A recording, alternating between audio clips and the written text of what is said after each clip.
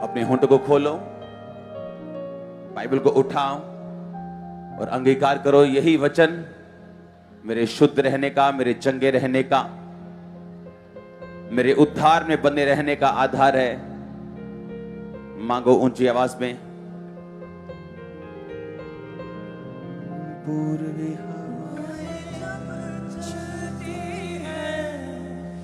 खुश ज़मीन हो जाती है, पानियों का ढेर लग जाता है, ऊंची दीवार बन जाती है। आप जैसा परमेश्वर को समझते हैं वो वैसा ही।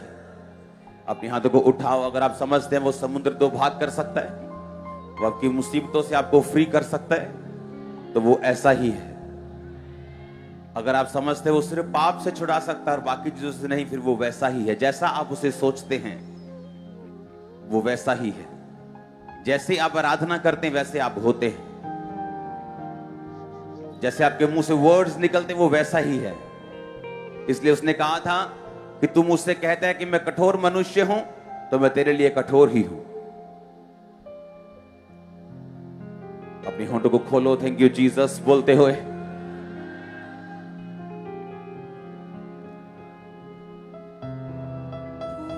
प्रभु यीशु मसीह के सामर्थ्य नाम में हम मांगते हैं। हालेलुया। तारीफ करो जोर से, जोर से, जोर से।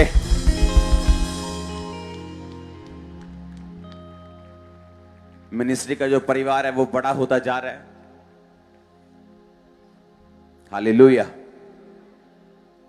अगर सभी पिक्चर्स नहीं आई, जो जिस ब्रांच की आई वो दिखाना, जिस ब्रांच की पिक्चर आ चुकी। ये कनाडा ब्रांच। हालेलुया। आज अमृतसर में भी अभी भी वहां मीटिंग हो रही, second meeting. By God's grace हम बढ़ रहे हैं और वो अपने विजन को पूरा कर रहे हैं। मैंने आपको बताया था कि ब्रांचेस सोल सेविंग के लिए। आमीन।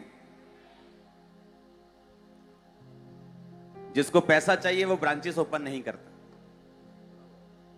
क्योंकि ये एक कड़क माथे वाले का काम है। हालेलुया। सभी ब्रांचेस के लिए थैंक्स कर दो जोरदार परमेश्वर का। हालेलुया। मैंने आपको यह बात बताई थी कि मसीहत बहुत आसान है। अगर आपको ब्लेस होना है, आपको सहमत होना है वर्ड के साथ। हाथ में है बाइबल? हां, बस इसके साथ आपने क्या होना है? सहमत हो जाना है। फिर इसकी बनाई हुई सारी ब्लेसिंग्स भी आपके साथ हो जाएंगे।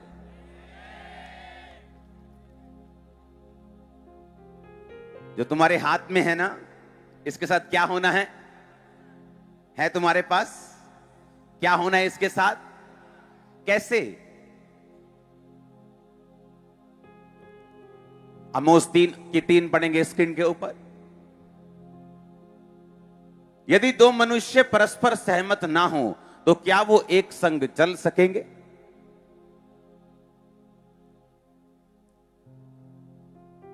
कहता अगर तुम्हारी आपस में तुम सहमत ना हो, क्या तुम चल सकोगे?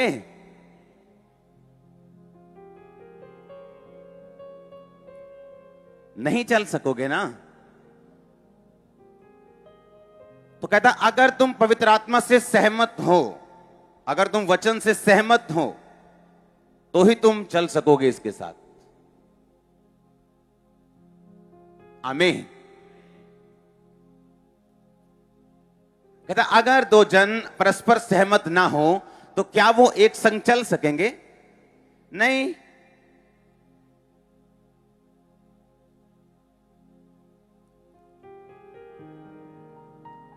मुझे बाइबल से सहमत होना है। जो उसमें लिखा है मैं उससे सहमत हूं, मैं उससे एक मन हूं।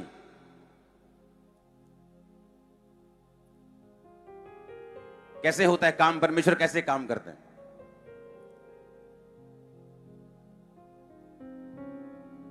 आप पवित्र आत्मा के संग चल रहे हैं। बाइबल कहती है वो तुम्हारा हेल्पर है, वो तुम्हारा मददगार है। तुम्हारी परीक्षाओं में, तुम्हारी जिंदगी में, तुम्हारे फाइनेंस में, तुम्हारे घर में, तुम्हारी फैमिली में, तुम्हारी सेवकाई में, उसके बिना कुछ भी नहीं।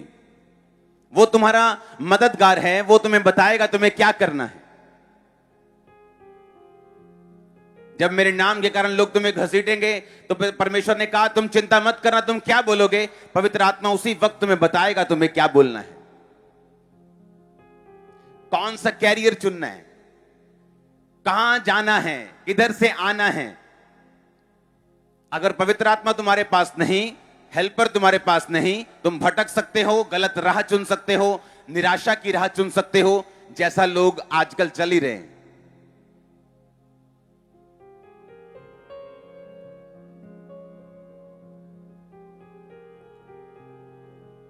मैंने आपको बहुत सालों से 2016-18 से मैं बता रहा हूं कि बहुत बुरे दिन आने वाले। तब लोग सोचते हैं इससे बुरे क्या होंगे, ये सब तरफ ये चल रहा है, महंगाई हो रही है, सब खराब हो रहा है, अब इससे बुरा क्या होगा। उससे बुरा फिर आगे देखा कोविड, उसके आगे अभी और चीजें आ रही हैं। अभी लोग अन्न के बारे में बात करना शुरू कर चुके जो पहले कोई बात नहीं करता था। अब सरकारें उसके बारे में बात कर रही हैं, अन्न को बचाने के बारे में बात कर रही हैं। उन्हें निर्यात नहीं करना चाहती, एक्सपोर्ट नहीं करना चाहती, बचा के रखना चाहती। आने वाला टाइम मैंने आपको बताया था, दुनिया की पूरा अन्न बहुत कम गिनती के लोगों के हाथों में होगा और प्रार्थनाएं भी इसे रोक नहीं पाएंगी, क्योंकि ऐसा परमेश्वर चाहता है। क्योंकि अंत के दिनों में जो व्यक्ति यीशु मसीह का इनकार करेगा उसी को अन्न मिलेगा, उसी को भोजन मिलेगा। लोग अपने घरों में उगा उगा के खाएंगे, लोग बड़ी मिन्नत से, बड़ा मेहनत करके, बड़े जुगाड़ करके उनको अन्न मिलेगा। जब यीशु मसीह के आने का, जो अंत के समय की बात कर रहा हूं मैं, अभी की नहीं, ये सारे उसकी तैयारियां चल रही हैं। सबसे कीमती चीज होगी गेहूं, अन्न, जो आज आराम से मार्केट में जाओ तो मिलता है पैसे देके। जिनके माथे पे शैतान की मुहर होगी वही उस अन्न को ले पाएंगे। आज कृपा का युग चल रहा है, ग्रेस का युग चल रहा है। आप प्रचार कर सकते हो, आप मान सकते हो परमेश्वर को, कटनी का युग चल रहा है, लेकिन आने वाले समय में ऐसा नहीं। तो थैंक्स करो, आज आप सुन पा रहे हो, आज आप विश्वास में बढ़ पा रहे हो। मुश्किल अभी सिचुएशन वो वैसी नहीं है जैसा परमेश्वर ने अपने बाइबल में वायदा किया है, लेकिन परमेश्वर ने कहा चुने हुओं के दिन कारण वो दिन घटाए जाएंगे। तुम जगत की ज्योति हो, तुम्हारे कारण जगत बचाया जाएगा। जितना अंधेरा बढ़ रहा है आपको उतनी परमेश्वर की जरूरत है, और जितना अंधेरा बढ़ रहा है आपकी ब्लेसिंग भी उतनी बढ़ेगी, क्योंकि जितना अंधेरा होगा रोशनी उतनी ज्यादा चमकेगी। अगर यही लाइट मैं सुबह जगाता तो आपको नजर भी नहीं आती, लेकिन ये अब आपको नजर आ रही और आप भी मुझे नजर आ रहे लाइट के कारण, क्योंकि रात हो चुकी है। सोच लो कि दुनिया में रात हो चुकी और तुम एक लाइट हो, तुम जगत की ज्योति हो, तुम नमक हो, तुम प्रिजर्वर हो, तुम बचाने वाले हो। अब मुझे करना क्या है? मैंने आपको बताया कि परमेश्वर आपको याचक देखता है, वो आपको सेवक के रूप में देखता है। सिर्फ उन्हीं लोगों को नहीं जो लोग सेवा कर रहे हैं, हर एक विश्वासी को। बल्कि परमेश्वर का यही प्लान है। आपके आने की वजह अलग अलग हो सकती है। मेरी एक रोग था, मैं डिप्रेशन में था, बीमार था, मेरी वजह अलग थी। किसी की वजह फाइनेंस है, किसी की वजह बीमारी है, किसी की वजह फैमिली है, किसी की वजह कुछ और हो सकती है, वचन हो सकता है, शांति ना होना हो सकता है। कोई भी वजह परमेश्वर यूज कर सकता है, किसी भी चीज को यूज कर सकता है। लेकिन एंड यही है कि परमेश्वर ये चाहता है कि हम जातियों को चेला बनाएं, हम उसकी आज्ञाओं को मानना सिखाएं, ताकि परमेश्वर हमें बेस्ट लाइफ दे सके। दुनिया जितना मर्जी अंधेरे में जाओ, आप ये बात देखोगे कि आप कवर्ड हो, आप ब्लेस्ड हो, आप परमेश्वर की ग्रेस के नीचे हो। आपको ये बात मालूम होगी अगर आप क्रिश्चियन हैं तो। हालेलुया। लेकिन मुझे करना क्या है? मुझे पवित्र आत्मा के संग चलना है, सहमत होकर चलना है। आमीन। मुझे पवित्रताई में चलना है, बाइबल कहती है, तो मुझे सहमत होना है। मुझे चोरी नहीं करना, सहमत होना है। मुझे निराशा का सामना करना पड़े, सताव का सामना करना पड़े, लेकिन मुझे अपने विश्वास को त्यागना नहीं है। मुझे बाइबल के साथ सहमत होना है। और जब बाइबल कहती है तुम परमेश्वर के साथ सहमत हो जाओगे, वचन के साथ सहमत हो जाओगे, तब क्या होता है? आप अपनी लाइफ में चल रहे हैं, कोई किसी परीक्षा का सामना कर रहे हैं, पवित्र आत्मा आपके संग है, आप वचनों को बोलते हैं। पहले दिन परमेश्वर ने कहा उजाला हो जाए, तो उजाला हो गया। और बाइबल कहती है कि परमेश्वर का आत्मा धरती के ऊपर मंडराता था, लेकिन होता कुछ नहीं था। लेकिन जब परमेश्वर ने वचनों को बोला उजाला हो जाए, तो उजाला हो गया। जब आप एक संग परमेश्वर के साथ सहमत होते हैं, आप एक संग चल रहे हैं, आप बाइबल पढ़ रहे हैं, अच्छा चोरी नहीं करना, आमीन, ठीक है। अच्छा ये नहीं करना, ठीक है। यीशु मसीह को उद्धारकर्ता ग्रहण करना है, ठीक है। बपतिस्मा लेना है, मुझे मूर्ति पूजा में नहीं जाना है, ठीक है। सारे हुक्मों को मानना है, ठीक है। आप सहमत हो चुके, पवित्र आत्मा आपके साथ है। अब परीक्षा का दिन होगा, जब मुसीबत का दिन होगा, आप वर्ड्स को बोलेंगे, आप वचनों को बोलेंगे, पवित्र आत्मा उन वचनों को लेगा, वो सब चीजें बना देगा जो आपकी लाइफ में चाहिए आपको। हालेलुया। अगर मैं आपको फर्स्ट बाइबल दिखाऊं जो मैंने अपनी वाइफ को गिफ्ट दे दी है, उसमें ऐसे पेजेस हैं जो काले हो चुके हैं, काले मतलब येलो हो चुके हैं ऑयल के साथ। मेरे सिर पे जब अटैक होते थे दुष्ट आत्मा के और पागलपन के, तो मैं बहुत सारा ऑयल लगा के रखता था सिर के ऊपर और प्रेयर करता था रात रात को। और जब बाइबल पढ़ता था तो बाइबल में कई वचन ऐसे थे, मेरे को यकीन नहीं होता था कि ये मेरी जिंदगी में हो सकता है कि नहीं हो सकता। तो उस समय ऐसी बाइबल पकड़नी और ऐसी बाइबल पे सिर रख के मैंने रोते रहना कि परमेश्वर क्या ऐसा हो सकता है, क्या ऐसा हो सकता है, क्या ये आशीष हो सकती है, क्या ये बाइबल में लिखा है क्या सच है? तब तो मालूम नहीं था, लेकिन आज जब 17 साल बाद उन वचनों को पढ़ता हूं, अपने ऑयल लगे उन वर्ड्स को देखता हूं, तो पूरे हो चुके 100%। 100 की बात कर रहा हूं। क्यों? आपका दिल क्या कहता है, शक में है, कोई मतलब नहीं, कोई मायने नहीं करता। लेकिन क्या आप सहमत हैं अपने कर्मों के साथ? आमीन। अपने कर्मों से आप सहमत हैं कि नहीं? उसने कहा तू प्रार्थना कर, तू परीक्षा में ना पड़ेगा, क्या आप प्रार्थना कर रहे हैं कि नहीं? उसने कहा जब तू उपवास करे, क्या उपवास कर रहे हैं कि नहीं? जब तू दान दे, आप दे रहे हैं कि नहीं? जब, अगर नहीं, जब का मतलब ये मस्ट है, ये प्रेयर, ये फास्टिंग, होलीनेस, पवित्रताई, परमेश्वर के साथ एक मन होकर चलना, ये जरूरी है। फिर होता क्या है? पवित्र आत्मा आपके संग चलते हैं, आप अपनी लाइफ के ऊपर कब्जा करते हैं। आप जो भी बोलते हैं, पवित्र आत्मा उन शब्दों को लेता है और उन्हें बना देता है। आप बेस्ट लाइफ देखने वाले हैं, बेस्ट फाइनेंशियल लाइफ देखने वाले हैं, आपके बच्चे बेस्ट कंट्रीज में जाने वाले हैं, आप बेस्ट चीजों को लेने वाले यीशु मसीह के नाम में। आपकी स्पिरिचुअल लाइफ बेस्ट होने वाली यीशु मसीह के नाम में। आमीन हो जाए आशीष आपके चर्च। Hallelujah, hallelujah. जब पवित्र आत्मा के संग आप चलना सीख जाते हैं तो क्या होता है? वो आपके वर्ड्स को क्रिएशन बना देता है, असली बना देता है आपके वर्ड्स को। आमीन। आपके वर्ड्स को वो रियल कर देता है। हालेलुया। मैंने ऐसे लोगों को देखा है, ऐसे लोग, वैश्याओं को देखा है। वैश्या होने के कारण गर्भ हटा दिया था, वूम भी हटा दिया था अपनी बॉडी से। यीशु मसीह के वचन को सुना, एक पास्टर के साथ ही शादी हो गई, प्रार्थना प्रार्थना प्रार्थना प्रार्थना प्रार्थना, गर्भ वापिस आया, आज बच्चे हो चुके हैं। वर्ड, अगर आप नहीं बिलीव करते तो मत करो, क्योंकि अगर मैं आपको बोलूं ये तंबू, ये बांस परमेश्वर के वर्ड से बना है, तो आपको यकीन नहीं होगा। पर बाइबल कहती परमेश्वर ने कहा सब तरह के पेड़ बन जाएं। बांस भी एक पेड़ है, जिससे ये कपड़ा आया वो भी एक पेड़ है, वो भी एक बूटा है। हाँ, कपास का वो भी फसल है। हाँ, कोई फसल है, कोई पेड़ है तो वो खेती ही। और कहां से आया? परमेश्वर के वर्ड से, मुंह से।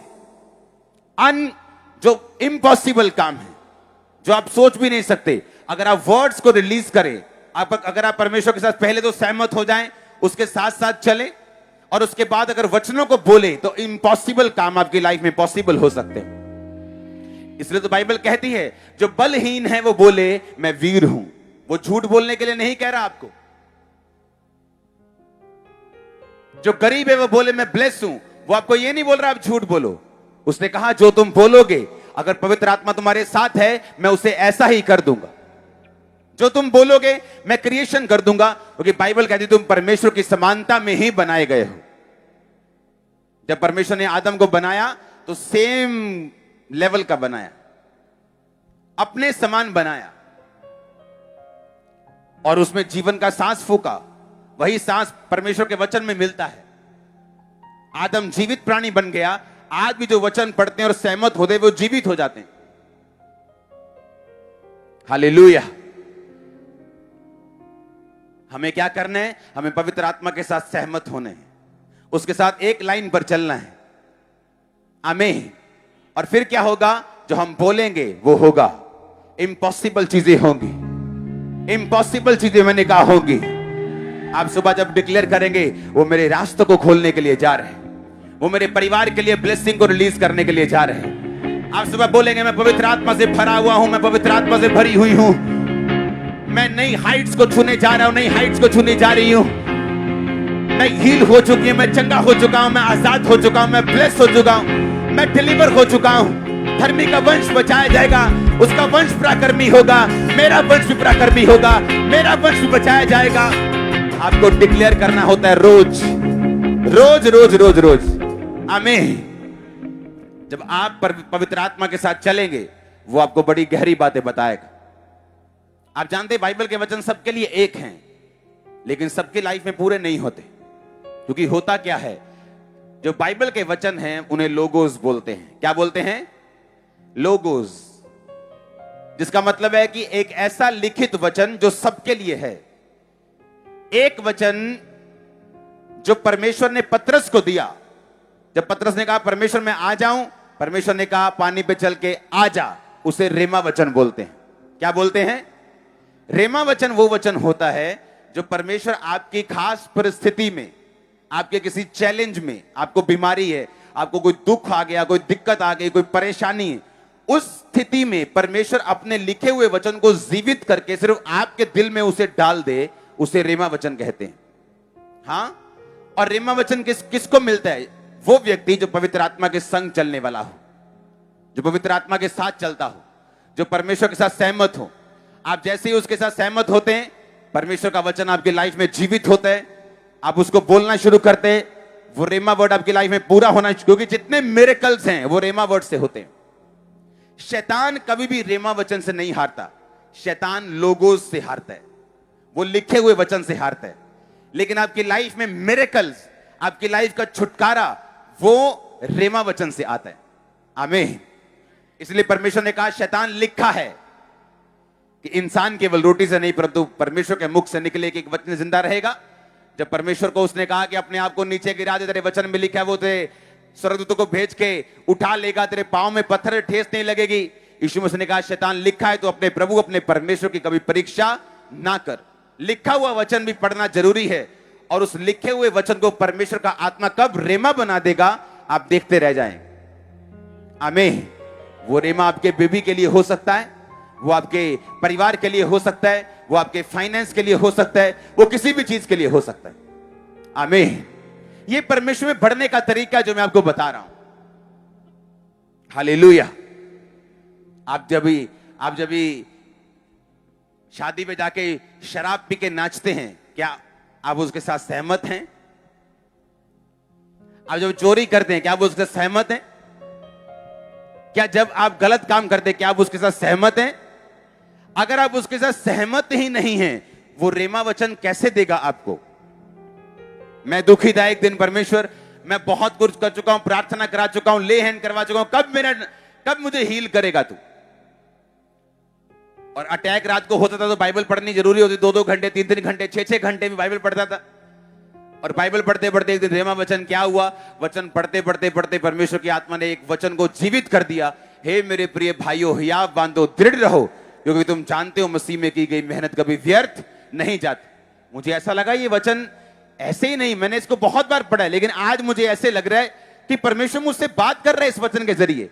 वो मुझसे कह रहा है तेरी मेहनत थोड़ी है, अपनी मेहनत बढ़ा, वचन को, प्रार्थना को, अपनी फास्टिंग को। उस समय मैं इतनी फास्टिंग नहीं करता था, वही वचन पढ़ के मैंने फास्टिंग शुरू की वही वर्ड पढ़ के प्रार्थना का टाइम बढ़ाया, परमेश्वर ने हल किया, उसमें की गई मेहनत कभी व्यर्थ नहीं जाती।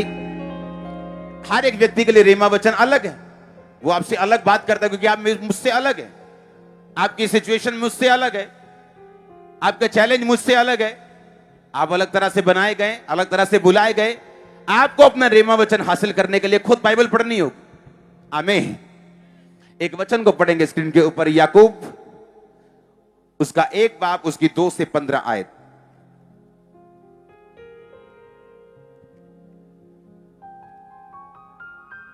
सब पढ़ेंगे मेरे साथ 3 पर, 1 2 3।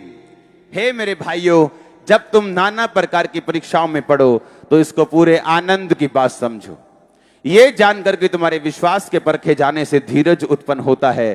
पर धीरज को अपना पूरा काम करने दो कि तुम पूरे और सिद्ध हो जाओ और तुम में किसी बात की घटी ना रहे। यदि तुम में से किसी को बुद्धि की घटी हो तो परमेश्वर से मांगे, जो बिना उलाहना दिए सबको उदारता से देता है और उसको दी जाएगी। बुद्धि के इस वचन को हम इब्रानी यूनानी भाषा में पढ़ेंगे, उस फोटो के रूप में जहां सोफिया लिखा होगा उस वर्ड को हम पढ़ेंगे। इसको हटा लो नीचे वाले को।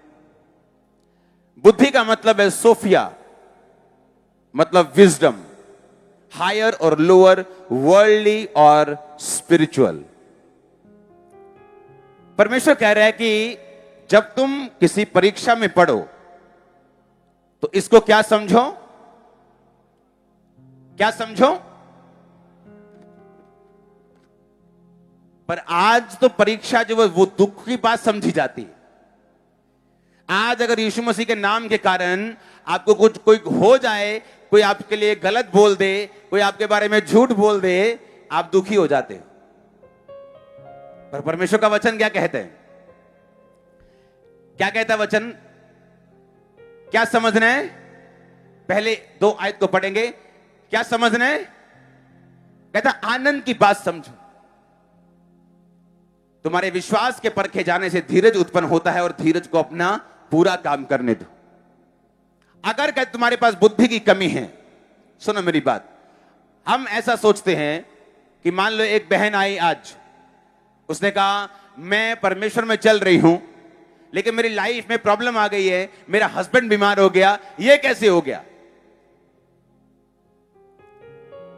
परमेश्वर का वचन कहता है जब तुम नाना प्रकार की परीक्षाओं में पढ़ो तो इसको आनंद की बात समझो। और आगे कहता पर अगर तुम्हारे पास बुद्धि की कमी है, मान लो कोई बंदा आगे बोलता है कि मेरा हस्बैंड बीमार है और मैं उसको बोलूं तुम बुद्धि मांगो, बोलेगा आप ठीक हो ना, आप बुद्धि मांगो। मैं कह रहा हूं मैं कह रही हूं मेरा हस्बैंड बीमार है, मैं कह रहा हूं आप बुद्धि मांगो। आप बोलोगे तुम ठीक हो ना, भाई तुम बुद्धि मांगो, मैं कह रही हूं मेरा हस्बैंड बीमार है, प्रार्थना करो। लेकिन परमेश्वर कहता अगर तुम परीक्षा में पढ़ो तो क्या मांगो, कौन सी बुद्धि। वो कहता वर्ल्डली स्पिरिचुअल सोफिया, यानी बुद्धि। क्यों मांगो बुद्धि, क्योंकि जब एक स्पिरिचुअल विजडम आप में आती है और आपकी स्पिरिचुअल आईज ओपन होती हैं, आप देख सकते हैं कि परमेश्वर मुझे इन परीक्षाओं से क्यों निकाल रहे हैं और उसका मकसद क्या है मेरी लाइफ में। परमेश्वर आपको कई बार डिले का टेस्ट करवाता है ताकि जब आपकी लाइफ में ब्लेसिंग हो और आप एक स्पीड पकड़ें, आपको मालूम हो कि डिले का मतलब क्या है, देरी का टेस्ट क्या होता है। वो आपको निराशा का टेस्ट करवाता है ताकि जब आपको टॉप पर लेके जाए और आप ब्लेस हो, आपको मालूम हो निराशा किसे कहते हैं। उसने कहा जब तुम नाना प्रकार की परीक्षाओं में पढ़ो, इसको आनंद की बात समझो, इसको रोने की बात मत समझो, इसको निराशा होने की बात मत समझो, दुखी मत हो, आनंद मनाओ, आनंद मनाओ। उसने कहा हालेलुया। उस प्रधानमंत्री से बनने से पहले यूसुफ को अगर परमेश्वर ऐसे ही बना देता तो वो कभी भी मैच्योर ना होता, पूरा ना होता, सिद्ध ना होता, स्थिर ना होता, कभी वो काम ना कर सकता जो अब वो कर पा रहा था। आप एक जर्नी में हैं, परमेश्वर जानता है आने वाला समय आपके लिए बहुत बड़ा है। वो जानता है उसने आपकी जनरेशंस के लिए क्या क्या सोचा हुआ है, उसने आपके परिवार के लिए क्या क्या सोचा हुआ है, किस लेवल पे वो आपको लेके जाना चाहता है, आप सोच भी नहीं सकते। मैं आपको गारंटी देता हूं बेस्ट लाइफ आपका हिस्सा होगी यीशु मसीह के नाम में। आपको सिर्फ सहमत होना है, आपको परीक्षाओं के दिनों में स्थिर रहना है, आपको ये मालूम होना चाहिए वो मेरा परमेश्वर जो यूसुफ का भी था, जो डैनियल का था। डैनियल की सुनो स्टोरी। जब जब उसको परीक्षा आई, पहली परीक्षा आई खाने के रूप में, तुझे खाना पड़ेगा ये चीजें। प्रेशर आ गया पॉलिटिकली, खाना ही पड़ेगा। सरपंच साहब का हुक्म है, एमएलए साहब का, ये खाना ही पड़ेगा। राजा का हुक्म सबसे ऊपर होता है, क्योंकि राजा के पास पावर होती है, वो संविधान से बंधा हुआ नहीं होता। किसी का भी सिर काट सकता है, किसी का भी सिर जोड़ सकता है। हाँ, चाहे जोड़ के बाद जिंदा हो या ना हो, पर जोड़ सकता है। हाँ, उसने कहा कि यही खाना तुम दोगे इनको। उसने कहा हम नहीं खाएंगे, मरते तो मर जाएं। एक परीक्षा आई, परीक्षा के बाद परमेश्वर ने उनको ब्लेस किया। उनके चेहरे दूसरे चेहरों से ज्यादा चमकदार थे। हाँ या ना? आगे बढ़े, परीक्षा आई। राजा ने कहा मेरी बनाई गई मूर्ति को दंडवत करना पड़ेगा सारे लोगों को। शद्रक मेशक अबेदनगो ने नहीं किया, कहते हम नहीं कर सकते, हम परमेश्वर को मानते, यहोवा को मानते, हम दंडवत नहीं कर सकते, मरना है तो मरना ही है एक दिन। भट्टी में डाल दिए गए। भट्टी में 4 जन थे, बाहर आए। उन्हें कहा इनका पद ऊंचा करो, इनके परमेश्वर का सब कोई डर मानो। लेवल क्या हुआ? ऊंचा। अगली परीक्षा क्या आई? डैनियल के बारे में, जो कोई राजा के बिना किसी और देवता को प्रार्थना करेगा उसको शेरों की मान में डाल दिया जाएगा। अब डैनियल की वही परीक्षा, फिर से डैनियल वही करता रहा जो करता रहा, प्रार्थना करता था, यरूशलेम की खिड़कियां खोल के अपने घर से वैसे ही करता रहा। शेरों की मान में गया, शेरों के मुंह परमेश्वर ने बंद कर दिए। वापिस आया, उसका पद और ऊंचा। डैनियल तकरीबन राजा और बन ही गया था। वो राजा ने कहा तू सिर्फ कुर्सी में मुझसे कम है और किसी चीज में कम नहीं। कारण क्या? परीक्षाओं में स्थिर रहना। आमीन। अभी एक परीक्षा आई, उसमें फेल हो गए, आप फिर जितना मर्जी रो, आप नेक्स्ट क्लास में नहीं जा सकते। आपको एक परीक्षा पास करनी है नेक्स्ट क्लास में जाने के लिए। आप जानते रोज कितने क्रिश्चियंस अपनी परीक्षाओं में असफल, फेल हो जाते हैं। रोज, एवरी डे, रोज रोज रोज वो फेल हो जाते हैं, अगले लेवल पे नहीं जा पाते। उन्हें लगता है कि हम एक लेवल पे स्टक हो गए, हमारा घर, हमारा फाइनेंस एक लेवल पे रह गया।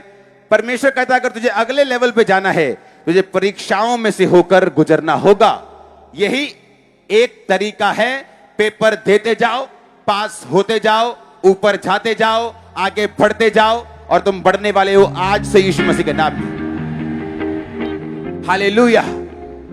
उसने कहा अगर तेरे पास बुद्धि की कमी है, कोई ये कैसे बोल सकता है एक बीमार को कि तेरे पास अगर बुद्धि की कमी है? कोई कैसे कहता है? अगर कोई परमेश्वर के पास आए, बोले परमेश्वर मैं कर्ज में हूं, परमेश्वर बोले बुद्धि मांग। क्यों परमेश्वर ने ऐसा कहा? क्योंकि अगर तेरे पास स्पिरिचुअल बुद्धि होगी, तो उस चीज को, तो उस संघर्ष को, उसे आत्मिक बुद्धि से जांचेगा, प्रभु के पास जाएगा, तो पूछेगा परमेश्वर क्यों मेरी लाइफ में ये प्रॉब्लम है, तू क्या चाहता है? तू धीरज रखेगा, आत्मिक बुद्धि के साथ चलेगा, धीरज रख के अपने आप को सिद्ध करता रहेगा, स्थिर करता रहेगा, और एक दिन तू परीक्षा से पार आकर ब्लेस हो जाएगा। इसलिए परमेश्वर ने कहा तू बुद्धि को मांग, और जो बुद्धि तू मांगेगा मैं बिना ताना दिए सबको उदारता से देता हूं। अगर कोई संसारिक रूप में कम बुद्धिमान और मूर्ख भी है, वचनों पे अगर चलता रहे तो महाबुद्धिमान हो जाता है। मेरी ये आंखों का देखा ये सारा कुछ। मूर्ख व्यक्ति भी, आप बोलोगे ये व्यक्ति कुछ नहीं कर सकता, मैंने देखा अपनी लाइफ में, लेकिन वचनों पे चलते रहे, चलते रहे, चलते रहे, कहीं ना कहीं पहुंच गए लाइफ में। हालेलुया। अपने पड़ोसी से बोलो बुद्धि को मांग, ऊंची आवाज में बोलो, फिर से बोलो स्पिरिचुअल बुद्धि को मांग, सोफिया को मांग। हालेलुया। तारीफ करो जोर से, जोर से। आमीन। अपने हाथों को उठाओ, बोलो मेरी परीक्षाओं में प्रभु मुझे अकल और समझ दे कि मैं बुद्धि के साथ परीक्षाओं को पास करके प्रमोशन ले सकूं, ब्लेस हो सकूं, पूरा हो सकूं, सिद्ध हो सकूं और स्थिर हो सकूं। मांगो ऊंची आवाज में हालेलुया, हालेलुया, हालेलुया।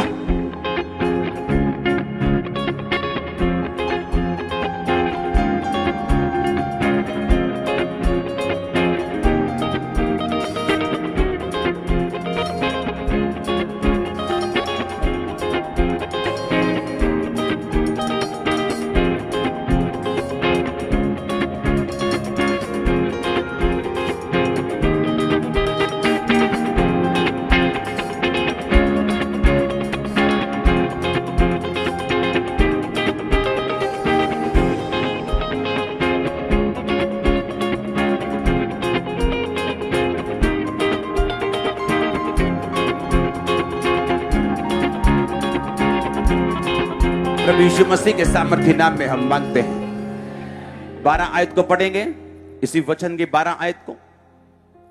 धन्य है वह पुरुष जो परीक्षा में स्थिर रहता है, क्योंकि वो खरा निकलकर जीवन का मुक्त पाएगा। आमीन। जिसकी प्रतिज्ञा प्रभु ने अपने प्रेम करने वालों से की है। आगे अब अगर आप हिंदी में पढ़ेंगे आपको समझने में परेशानी होगी। अब आप मेरी बात सुनो। फिर आगे परीक्षा का जिक्र है, लेकिन वो परीक्षा नहीं है जिसकी मैंने अभी बात की है। पढ़ेंगे इस वचन को फिर से, लेकिन ये इस परीक्षा का मतलब मैं आपको समझाता हूं। कहता है जब किसी की परीक्षा हो तो वो ये ना समझे कि ये परीक्षा प्रभु की ओर से है, क्योंकि ना तो बुरी बातों से प्रभु की परीक्षा हो सकती है, ना वो किसी की परीक्षा आप करता है। परंतु प्रत्येक व्यक्ति अपनी अभिलाषा से खींचकर और फंसकर परीक्षा में पड़ता है। अभिलाषा गर्भवती होकर पाप को जनती है। पाप जब बढ़ जाता है तो मृत्यु को उत्पन्न करता है। अब ये परीक्षा कौन सी है? एक परीक्षा है जो आपको मिलनी है, जो परमेश्वर का वायदा है कि तुम मुझ में चलोगे तो लोग तुम्हें सताएंगे। सताव वो परमेश्वर का वायदा है। अगर आप रियल क्रिश्चियन हैं आपको मिलेगा ही। परमेश्वर के वचन पे खड़े होने के लिए आपको एक मूल्य अदा करना पड़ेगा। वो दानियल ने किया, वो यूसुफ ने किया, वो दाऊद ने किया, वो पतरस ने किया, वो पौलुस ने किया। पौलुस ने कहा मैंने दुनिया की सब वस्तुओं को कूड़ा समझा। पौलुस बड़ी ऊंची पोजीशन पे था, एक बड़ी अच्छी संस्था का एक मेंबर था, जो बड़ी बड़ी रिलीजियस संस्था थी, लेकिन जब उसने छोड़ दिया उस संस्था ने उसका विरोध किया।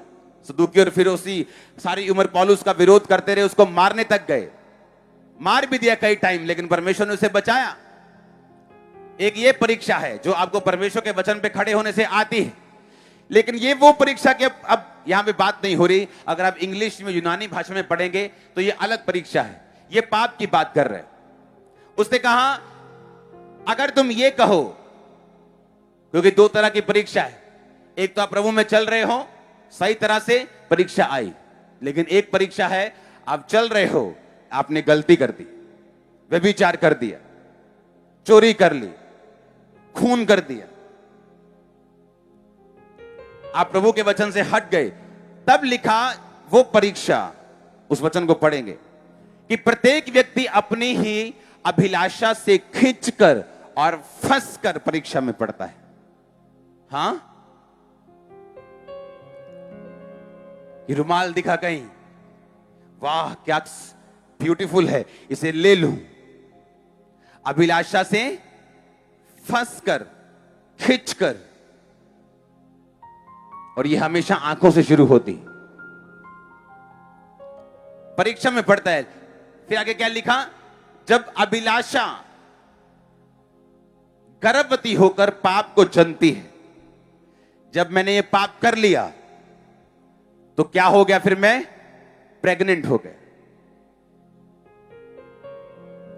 आपको मालूम होता है कि आपने अपनी लाइफ में ये गलती कर दी और उस तरफ से मुसीबत आपकी लाइफ पे आ चुकी। कुछ तो होते हैं समझदार, इंटेलिजेंट होते हैं, समझ लेते हैं कि ये जो मेरी लाइफ में हो रहा है ना, ये मेरी कमी की वजह से। आप समझ रहे मेरी बात को? उन्हें मालूम होता है कि मैं पवित्रताई में चल रहा था, किस बॉयफ्रेंड और गर्लफ्रेंड के चक्कर में पड़ गया मैं। उन्हें मालूम होता है कि पहले मैं पवित्रताई में था और सब कुछ अच्छा चल रहा था, लेकिन सडनली मैंने उस लेवल को छोड़ दिया, चर्च में आना कम कर दिया। अब मैं आता हूं 2 हफ्ते बाद। पहले मैं संडे भी आता था, थर्सडे भी आता था, संडे शाम भी आ जाता था कई बार। अब ब्लू फिल्म में भी चल रहे हैं। उसकी स्पिरिट ट्रबल में, स्पिरिट खुश नहीं, संघर्ष कर रहा है वो अंदर, बाहर भी आना चाहता है, लेकिन उसको मालूम है ये मुश्किल किस वजह से। आप मेरी बात समझ रहे कि नहीं? उसको पता है मेरी प्रेयर कम हुई, उसको पता है पवित्रताई कम हुई, उसको पता है यहां दिक्कत हुई। और अगर तो आप सेंसिटिव हैं, अगर तो बुद्धिमान हैं, मूर्ख नहीं है, आप अपनी लाइफ के आसपास की घटनाओं को समझ जाएंगे कि ये मेरी बढ़ोतरी के लिए हो रहा है या मेरी किसी कमी की वजह से मेरी लाइफ में हो रहा है। ये सिर्फ व्यक्ति ही जानता है, दूसरा उसको जज नहीं कर सकता। वो सेम बीमारी किसी की उन्नति के लिए भी हो सकती है, वही सेम बीमारी दूसरे को उसकी गिरावट के लिए भी हो सकती है। वो सेम मुसीबत किसी व्यक्ति के ऊंचा जाने के लिए भी हो सकती, वही सेम मुसीबत किसी व्यक्ति के नीचे जाने के लिए भी हो सकती। वो व्यक्ति जानता है कि ये मुसीबत मेरे आगे बढ़ने के लिए आई है या मेरे पीछे होने के लिए आई। कहता जब तुमने आंखों से देखा, हां फिर से देखेंगे, अभिलाषा, कहता प्रत्येक व्यक्ति अपनी अभिलाषा से खींचकर और फंसकर परीक्षा में पड़ता है। अभिलाषा गर्भवती होकर पाप को जन्मती है। अब तुमने पाप कर लिया, तुम क्या हो गए? जब एक औरत गर्भवती होती है उसको सिम्टम्स दिखते हैं। क्या सिम्टम? उल्टी आती, हां आती कि नहीं? उल्टियां आती बहनों, हां किसी को उल्टी आती, किसी का जी मिचलाता है, किसी का सिर दर्द होता है, किसी का मूड स्विंग होता है, अलग अलग उसको सिम्टम मिलते हैं। भूख ज्यादा लगती, भूख कम लगती, जो नहीं खाने को दिल करता था वो खाने को दिल करता है, जो दिल नहीं करता था वो करता नहीं। बहनें जानती होंगी। अब एक सिस्टर को मालूम होता है वो प्रेग्नेंट है, उसी तरह से एक बंदे को मालूम होता है कि मैं पाप से क्या हो चुका हूं? प्रेग्नेंट हो चुका हूं। सिम्टम क्या है? उसकी लाइफ की मुसीबतें, फालतू के चक्कर, फालतू के झमेले, अटैक शैतान के, वो सिम्टम्स हैं, वो लक्षण है। अब तो तुम अगर समझदार हो तो उस पाप के गर्भ को तुम गिरा दोगे। हां तुम समझदार, अगर समझदार हो, अगर तुम्हें समझ आ गई कि नहीं, अगर भाई साहब प्रेगनेंसी में ये हाल है तो अगर ये बच्चा बड़ा हो गया और इसे पैदा करना पड़ा तो क्या हाल करेगा? अगर तो तुम समझदार हो, तुम प्रभु की हुजूरी में बैठोगे, प्रभु जी मुझे क्या कर दो, माफ कर दो, मैंने छोड़े चक्कर सारे, आप सुबह उठोगे पेट खाली होगा। लेकिन अगर तो तुम ढीठ हो और तुम कंपेयर करोगे, नहीं नहीं नहीं ये मुसीबत लिया ओदे तो है, ओदे भी तो हैगी सेम गरीबी ओदे भी तो हैगी है, अगर तो तुम ऐसा कंपेयर करोगे फिर तुम उस बेबी को बड़ा करोगे, और जब वो बड़ा हो गया फिर वो क्या पैदा करेगा? वो मृत्यु को पैदा करेगा। फिर परमानेंटली कोई डैमेज हो जाएगी चीज, उसका हल नहीं होगा। मैंने सेवकों को परमानेंट डैमेज होते देखा है, क्योंकि जब पाप किया और प्रेग्नेंट हुए, सिम्टम्स हुए, नहीं सुधरे, कंपेयर करते रहे, ओ फलाना भी तो है साउथ अफ्रीका का, ओ यूके का भी है, ओ कोई बात नहीं। परमेश्वर तुमको भुला रहे हैं और तुमको सिम्टम्स दे रहा है, तुम्हें दिखा रहे हैं। एक औरत को मालूम होता है मैं प्रेग्नेंट हूं, हमको मालूम होता है कि अभिलाषा से प्रेगनेंसी हो गई है, अब मुझे क्या करना है? या तो आगे बढ़ के इसको जन्म दूं, मृत्यु को पैदा करूं, या तो अभी प्रभु के हुजूरी में जाऊं, सिम्टम समझूं, माफी मांगूं, क्लीन कर लूं, साफ हो जाऊं, आशीषित हो जाऊं। अब ये हमारी मर्जी। उसने कहा जब ये मृत्यु पैदा हो जाएगी फिर तुम्हें इसको झेलना पड़ेगा। परमेश्वर एक नई शुरुआत देता है लोगों को, लेकिन वो शुरुआत भी ऐसी नहीं होगी जो पुराने टाइम में परमेश्वर की ब्लेसिंग तुम्हारे पास थी। बाइबल कहती है एसाव आंसू बहाने पर भी फिर उस आशीष के काबिल परमेश्वर ने उसे नहीं समझा। आंसू बहाने पर भी वो आपको मौका देता है। हालेलुया। वो क्या देता है आपको? वो आपको मौका देता है। आपको मालूम होना, आप स्पिरिचुअल हैं तो आपको मालूम होना चाहिए मेरी लाइफ में क्या हो रहा है। क्या मेरी ये मुसीबत मेरी प्रमोशन के लिए है? क्या मेरी ये मुसीबत मेरी कमी की वजह से है? क्या मैंने जो अभिलाषा से खींचकर पाप में फंसी हूं, ये परमेश्वर की ओर से है, या ये मेरी इच्छा अभिलाषा है, मुझे निकलना है कि नहीं निकलना है? क्योंकि जो तो परीक्षा प्रभु की ओर से होगी, उसके निकलने के बाद तो आप अगली क्लास में होंगे, लेकिन जो शैतान की वजह से होगी वो आप बड़े हो जाएंगे पर रहेंगे 9वीं में ही, होना 10वीं में चाहिए था। कितने साल ऐसा करते रहेंगे? एक दिन मुस्टंडे हो जाएंगे और लोग बोले यार तू 9वीं चाहिए हल्ले, तब इंसल्ट फील होगी कि यार तू तो 7 साल से चर्च जा रहा है, तू तो 10 साल से चर्च जा रहा है, यार कुछ हुआ नहीं।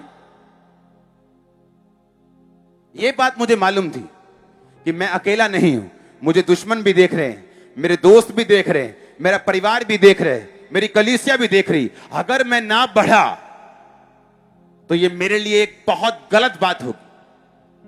आपकी लाइफ की कुछ ब्लेसिंग्स ऐसी हैं, आपके परिवार के कुछ मेंबर ऐसे हैं जो आपके ऊपर परमेश्वर की ग्रेस को देख के बचते हैं, ना कि आपके प्रीच को सुन के। और उसे लेके आना किसका काम है? ये आपका काम है। आमीन। इसीलिए उसने कहा अगर तेरे पास बुद्धि की कमी है तो मांग ले। ये बुद्धि मेरे पास थी, मुझे मालूम था कौन सी परीक्षा किधर से आ रही है और मुझे इसे कैसे स्टॉप करना है।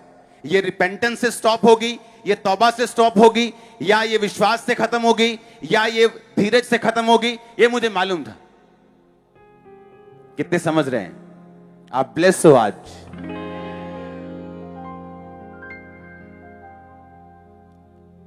मुझे ये परमेश्वर का क्लियर ऑर्डर है कि मैं अपनी कलीसिया को वचन में स्ट्रांग करूं। अगर मैं हीलिंग शुरू करूं, अभी शुरू हो जाएगी। वो एक वरदान है, वो एक गिफ्ट है, वो बिना कैरेक्टर में रह के भी मिल सकता है। लेकिन मुझे एक बात मालूम है कि अगर आप इस चर्च के एक्टिव मेंबर हैं, आप वर्ड में टू मच स्ट्रांग होंगे, मजबूत होंगे वचन में। आपकी बड़ी से बड़ी हीलिंग आज हमने देखी, लेकिन जब शैतान आपकी परीक्षा करता है, वो हीलिंग आपकी हेल्प तो करती है, लेकिन वचन आपको छुड़ाता है, आपको मेंटेन रखता है उस ब्लेसिंग में जो आपने पाई है परमेश्वर के घर से। हालेलुया। अब परमेश्वर से बुद्धि को मांग के जब इस चर्च से आप बाहर जाएंगे, आप जब अपनी लाइफ को जीना शुरू करेंगे, अपने सुबह बिजनेस पे जाएंगे, कोई जॉब पे जाएगा, कोई सेवा पे जाएगा, कोई काम पे जाएगा, कोई घर पे रहेगा। अब आपको ये सोचना है कि मेरी लाइफ में क्या हो रहा है और ये किस एंगल से, किस डायरेक्शन से आ रहा है, और ये मुझे इसके विषय में क्या करना है। आमीन। यदि आपको मोस्ट लोग बताया कि मुझे नहीं पता ये क्यों हो रहा है, डोंट वरी, आप परमेश्वर के हाथों में हो। अगर वो पाप होगा आपको मालूम होगा, अगर नहीं पता डोंट वरी, कंफ्यूज मत होना। मेरा परमेश्वर परमेश्वर है, वो बाबा नहीं जो आपको मार देगा कि भाई ऐसा कर दिया, फिनिश। नो। हालेलुया। आपको ये बात समझनी है, आपको ये वर्ड समझना है कि परमेश्वर ने आपको ब्लेस करने के लिए, उत्तम देने के लिए बुलाया। आपको सीखना है ये मुझे कैसे मिलेगा मेरी लाइफ में प्रैक्टिकली। आमीन। आपको सीखना है। अपने हाथों को उठाओ। अभिलाषा गर्भवती होकर पाप को जनती है, मृत्यु को पैदा होता है, इस सब मृत्यु को पैदा करती हैं सब चीजें। अपने हाथों को उठा के बोलो, परमेश्वर मुझे बुद्धि दे।